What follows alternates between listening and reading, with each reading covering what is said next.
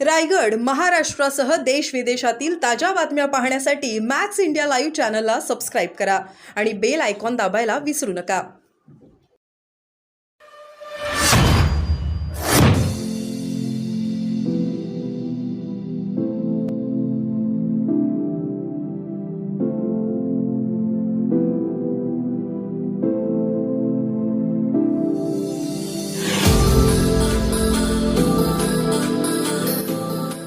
साहेबांचं भाषण ऐकलं. ही निवडणूक बंधू भगिनींनो आपल्या देशाकरता अत्यंत महत्वाची निवडणूक आहे. ही ग्रामपंचायतची, जिल्हा परिषदेची, नगरपालिकेची किंवा विधानसभेची निवडणूक नाही आहे.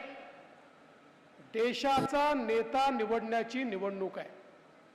पुढचे 5 वर्ष या देशाला कोण सुरक्षित ठेवू शकतं, कोण या देशाला विकासाकडे नेऊ शकतं, या देशातल्या सामान्य जनांच्या आशा आकांक्षा आणि अपेक्षा कोण पूर्ण करू शकतं, याचा निर्णय करणारी ही निवडणूक आहे.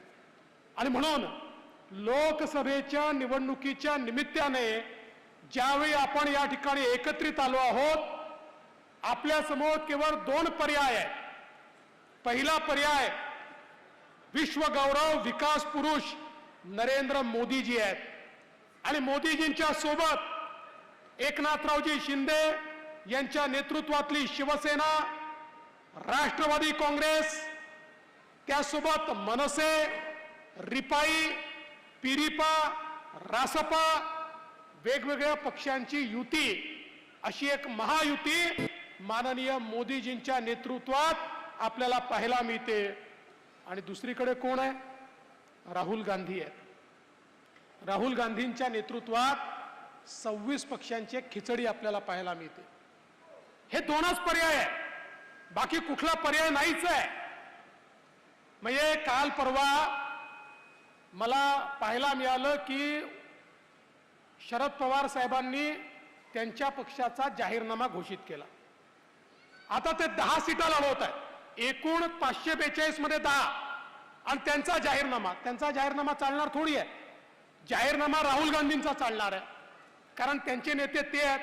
काल उद्धवजींनी जाहीरनामा घोषित केला. अर्थात उद्धवजींनी जाहीरनामा हातात घेतला आणि तो खालीच पडला. जाहीरनामाही घोषित व्हायला तयार नव्हता, पण काही हरकत नाही. त्यामुळे दुसरा पर्याय हा केवळ राहुल गांधी. ही लढाई ही 2 उमेदवारांमधली नाही आहे. ही लढाई एकीकडे नरेंद्र मोदीजी आणि दुसरीकडे राहुल गांधी यांच्यातली ही लढाई आहे. आणि आपण बघा, आपली महायुती कशी आहे.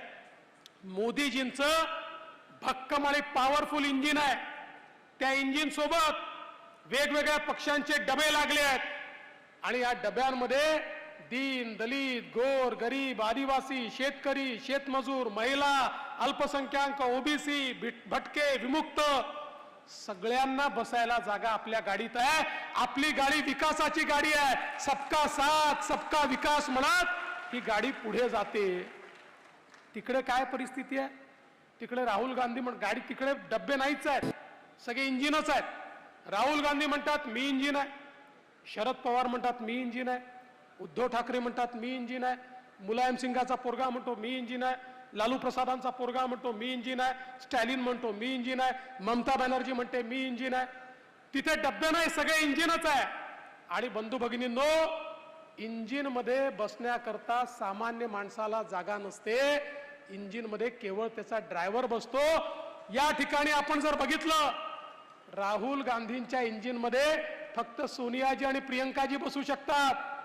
शरद पवारांच्या इंजिन मध्ये केवळ सुप्रिया सुळेंकरता जागा आहे आणि उद्धवजींच्या इंजिन मध्ये केवळ आदित्य ठाकरेंकरता जागा आहे. तुमच्या करता जागा ही केवळ आणि केवळ मोदीजींच्या इंजिन मध्ये आहे. ज्यावेळेस कमळाचं बटन तुम्ही दाबाल, त्यावेळी राणे साहेब रत्नागिरी सिंधुदुर्गची बोगी थेट मोदीजींच्या इंजिनला लावतील आणि रत्नागिरी सिंधुदुर्ग हे मोदीजींसोबत विकासाकडे जाईल. आणि म्हणून जेव्हा राणे साहेबांच्या कमळाचं बटन दाबतो तर मत राणे साहेबांना आणि मोदीजींना मिळतं. इतर कुठलंही बटन दाबलं की वोट राहुल गांधींना मिळतं. ज्याला मोदीजींना वोट द्यायचा आहे त्याला राणे साहेबांचं बटन दाबायचं आहे, ज्याला राहुल गांधींना वोट द्यायचा आहे त्यांनी इतर कोणाचंही बटन दाबायचं आहे. फैसला तुमचा आहे.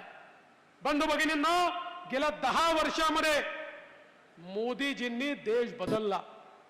20 कोटी लोक कच्च्या घरात राहणारे पक्क्या घरात राहत आहेत. 50 कोटी लोक ज्यांच्या घरी गॅस नव्हता त्यांच्या घरी गॅस आलाय. 55 कोटी लोक ज्यांच्याकडे शौचालय नव्हतं त्यांच्याकडे शौचालय आलंय. 60 कोटी लोक ज्यांच्याकडे स्वातंत्र्याच्या 70 वर्षानंतरही शुद्ध पिण्याचं पाणी येत नव्हतं त्यांच्या घरी शुद्ध पिण्याचं पाणी आलंय. 55 कोटी लोक आयुष्यमान भारतच्या अंतर्गत 5 लाखापर्यंतचा मोफत उपचार आहे. जवळजवळ 60 कोटी आमचे तरुण असे आहेत की ज्यांना मुद्राच्या अंतर्गत 10 लाखापर्यंतचं लोन विना तारण आणि बिना गॅरंटीचं मिळालंय. पूर्वी जर एखादा तरुण बँकेमध्ये गेला, बँक म्हणायचं जमीन जुमला किंवा घर तारण ठेवायला असेल तर या, नाहीतर सरकारी अधिकारी तुमचा नातेवाईक असेल तर त्याची सही गॅरंटर म्हणून आणा. मोदीजींनी सांगितलं यांची गॅरंटी मी घेतो आणि जवळजवळ 60 कोटी लोकांना 10 लाखापर्यंतचं लोन मोदीजींनी दिलं. आणि याच्यामध्ये 31 कोटी महिला आणि मुली आहेत की ज्या आज आपल्या पायावर मोदीजींमध्ये उभ्या आहेत. आणि आता मोदीजींनी सांगितलं पुढच्या टर्म मध्ये 10 लाख नाही 20 लाखापर्यंतचं कर्ज बिना व्याजाचं आणि बिना गॅरंटीचं आमच्या तरुणांना देण्याचा निर्णय मोदीजींनी घेतलाय. आज आमच्या महिलांच्या बचत गटाचं एक मोठं आंदोलन मोदीजींनी सुरू केलं. 8 लाख कोटी रुपये 80 लाख बचत गट तयार केले. 8 लाख कोटी रुपये त्यांना दिले आणि मोदीजींनी सांगितलं की आमच्या महिलांना पायावर उभं करायचं आहे. कारण एक पुरुष पायावर उभा राहतो पण महिला ज्यावेळेस पायावर उभ्या राहतात त्यावेळेस संपूर्ण परिवार पायावर उभा राहतो. आणि म्हणून महिलांना अधिकारिता देण्याचं काम हे मोदीजींनी या ठिकाणी केलंय. आणि आता एवढंच नाही आहे, आपल्याला कल्पना आहे आता आमच्या मंचावर महिला कमी दिसत आहेत पण 2026 नंतर हे चालणार नाही आहे. अर्धा मंच महिलांना द्यायचा आहे कारण मोदीजींनी आता कायदा केलाय 2026 नंतरच्या विधानसभेच्या निवडणुकीत 33% महिला आमदार होणार आहेत आणि 33% महिला खासदार होणार आहेत. त्यामुळे महिलांचा विशेष आशीर्वाद हा मोदीजींच्या पाठीशी आहे. समाजातल्या प्रत्येक घटकाला घेऊन मोदीजी पुढे चालले आहेत. आज आपण पाहू शकतो शेतकऱ्यांकरता शेतकरी सन्मान योजना मोदीजींनी सुरू केली. मोदीजींनी 6,000 रुपये दिले तर राज्यांनीही 6,000 रुपये दिले. आज आमच्या शेतकऱ्यांकरता फसल बीमा योजना असेल, भंडारणाची योजना असेल, शेतमालावर प्रक्रियेची योजना असेल, वेगवेगळ्या योजनांच्या माध्यमातून शेतकऱ्याला सुजलाम सुफलाम कसं करता येईल हा प्रयत्न मोदीजींनी केला. आणि एवढंच नाही तर आपल्या महाराष्ट्राला सिंचनाकरता जवळजवळ 26,000 कोटी रुपये माननीय मोदीजींनी दिले. आणि एक प्रकारे महाराष्ट्राचं चित्र बदलण्याचं काम हे मोदीजींच्या माध्यमातून होत आहे. बंधू भगिनींना एवढंच नाही, समाजातल्या प्रत्येक घटकाचा विचार मोदीजींनी केला. आमचे जे 12 बलुतेदार आहेत, आमचे जे पारंपरिक व्यावसायिक आहेत यांच्याकरता विश्वकर्मासारखी योजना आणली आणि या 12 बलुतेदारांना त्या ठिकाणी सर्व प्रकारची मदत करून त्यांच्या व्यवसायात आधुनिकता आणून त्यांच्या पुढच्या पिढीला त्या ठिकाणी तंत्रज्ञान देऊन आणि जास्तीत जास्त त्यांना वित्त पुरवठा करून त्यांचा व्यवसाय कसा बळकट करता येईल हा प्रयत्न मोदीजींनी केला.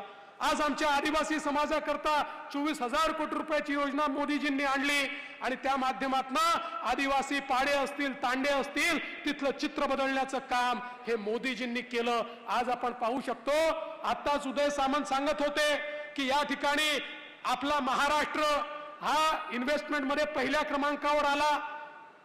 आणि केवळ पहिल्या क्रमांकावर नाही आला तर आपल्या नंतरचे जे 3 राज्य आहेत त्या 3 राज्यांची टोटल एकत्रित केली तरी त्यापेक्षा जास्त इन्व्हेस्टमेंट आपल्या महाराष्ट्रामध्ये या ठिकाणी आली. कारण लोकांना हे माहिती आहे की महाराष्ट्रातलं सरकार मोदीजींसोबतचं सरकार आहे. हे सरकार अडवणूक करणारं सरकार नाही आहे, हे लुटणारं सरकार नाही आहे, हे वसुली करणारं सरकार नाही आहे. 2.5 वर्ष त्यांनी वसुली सरकार पाहिलं आणि म्हणून आज इतक्या मोठ्या प्रमाणात इन्व्हेस्टमेंट येत आहेत.